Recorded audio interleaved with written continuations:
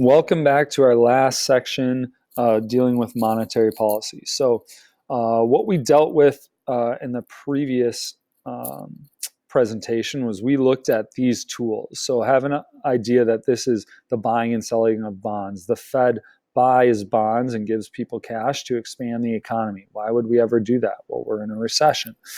They lower the fee banks are charged to borrow money and lower how much banks have to keep of every deposit.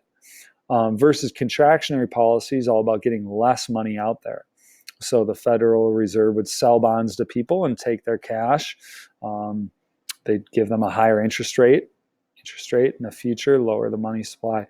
Higher interest rate in the future, so that would encourage people to sell their bond or buy a bond from the Fed. The Fed would sell it and take money out of circulation, raise the fee banks are charged when they borrow, and raise the required reserves that banks are legally binded to keep of every deposit. So let's look at some scenarios then, or some more visualizations. Each work. If you're a visual person, this is how contractionary monetary policy works. And this is how expansionary monetary policy works. Just cause and effect. So let's look at this scenario. Here's the steps we're going to go through. Find or underline the key words. Is inflation or unemployment too high or too low? The economy is experiencing too low of inflation rates. All right, pretty self-explanatory. So what do we need to do? Well, we need to expand the economy. We want people spending more. So how are these tools used? Pause the video.